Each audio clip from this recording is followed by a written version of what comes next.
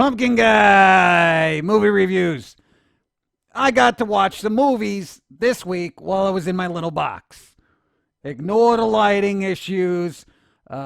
We got a new setup here. It's terrible because this guy, he's got his shin splints, and he's like, oh, I can't stand, so I got to sit now. I'm an idiot. So, well, let's get the movies out here. Let's discuss cinema.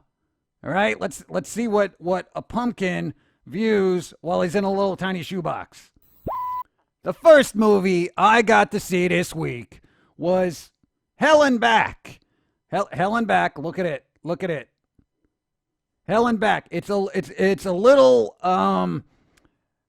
claymation kind of film about these guys who work at a dilapidated carnival, and apparently through some weird miraculous thing, they ended up making a blood pact over a breath mint. I kid you not, that is the plot of the story. So somebody gets dragged to hell, and then everyone wants to go help this guy. Well, kind of reluctantly. You know, one guy's a douchebag, and the other guy's like a fat bastard, nerdy guy. But they go into hell. They help him out. You know, that kind of thing. And there's other stories like, you know, Satan is in love with an angel. And, you know, there's all sorts of like weird nonsense that goes on. The humor's kind of raunchy. Not in like, you know, sexual kind of raunchiness kind of thing. Even though there is some of that. But for people looking for claymation boobs, you're not going to find it in here. You know, which was kind of disappointing because, you know, hey, if you're going to make puppets, why not? You know, don't get any ideas. Anyway, so that's what I saw. If you like claymation, it's kind of okay. I mean, it's all right. I think it's on Netflix or something. Yeah, so that's about it. The other film I saw, hold on.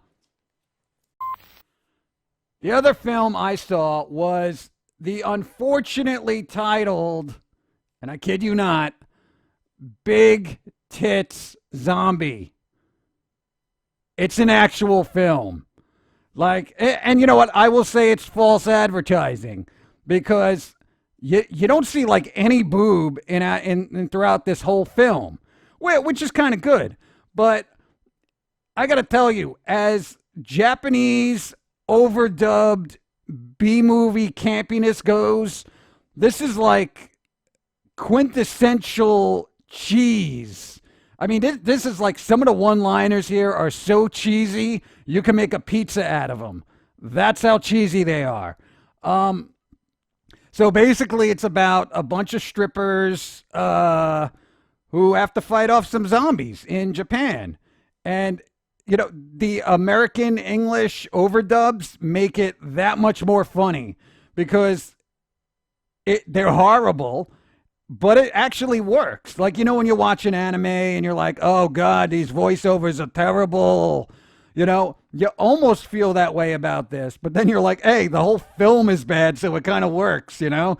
I will say, if you are looking for a campy film that is just ridiculous. I mean, this is like a 5-star campy film. I mean, it's in that genre. It is like the best worst film ever made. That includes Troll 2. All right. So I would go actually watch this. There's not a lot of nudity. It's not like crazy or anything. There aren't like just boobs everywhere. It's a semi-humorous, fails on every level, and it is endearingly charming because of that. That's the kind of film you're going to get into. All right? So, yes, it is literally called, look at this. I didn't even Photoshop this. This is Big Tts Zombie. I mean, really, come on. Yeah, I mean, the title would like sell it for like half the globe, right? So yeah, the other thing, the last film I got to watch before I was yanked out of my box of comfort to come out here was, give me a second, the bizarrely retro Turbo Kid. And I was like, I saw this and I was like, all right, what is this about? Turbo Kid sounds ridiculous. But Michael Ironside is in this. He's like the quintessential villain of every movie ever made. He's awesome. I love the guy. Even in his old age, he's a fine actor. And frankly, I was like, yo, this guy just oozes evil. He's my kind of guy. So there you go. Look, Turbo Kid right there. And the whole film takes place in the post-apocalyptic world of 1997, I think. The 97 or 99. It was in the 90s, apparently. And you have to approach this film as if it's like this weird film you found in a video store from back in the day. Like, those weird films that just went directly to video?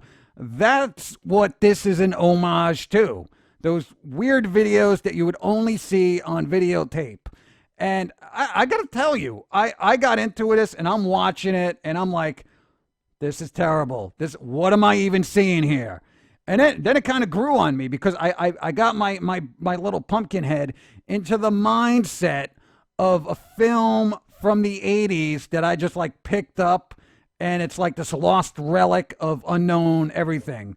The lady who plays the girl Apple in this is ridiculously upbeat and very charming, actually.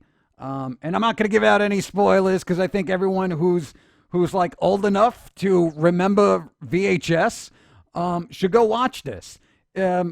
I think it will make you want to ride your little BMX dirt bike in the post-apocalyptic world, fighting off, people and hooligans and marauders for bottled water, which is essentially what this movie's about. Like, literally, it revolves around BMX bikes and looking for water.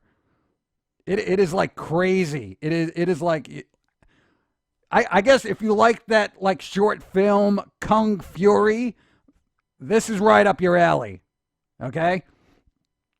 So yeah, Michael Ironside for the win. That guy is awesome. He was in Scanners, Highlander 2, Total Recall. Wasn't he a Richter guy? The Richter? See you at the party, Richter. That guy, I think.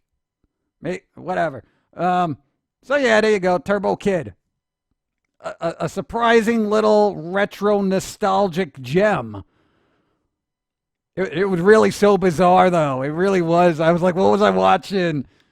It really was like kind of crazy. It was just, special effects were hokey. It was just kind of endearing, though. It's campy. It's fun. It's campy and fun. Campy and fun. Yeah. That's it. That's all I got to watch. Get this out of here. Really? Just... Yes, move your hands. God. Yeah, see, we got a new setup here. It's all terrible. I put things on the wall, they just slide off now. Say, look, I'm on the wall. Oh. Yeah, that's it. So that's all I've seen. I'll probably be back later. Or maybe I won't. I don't know. We'll see how much this guy gets done. And now for the close-up, where we eventually fade to black because I get so close to the screen. It makes you unsettled. And everyone's like, oh my God, he's so close to the screen. I can see up his nostrils. He's got to clean his nose. I'm still here. You're in my nostrils. I'm going to sneeze.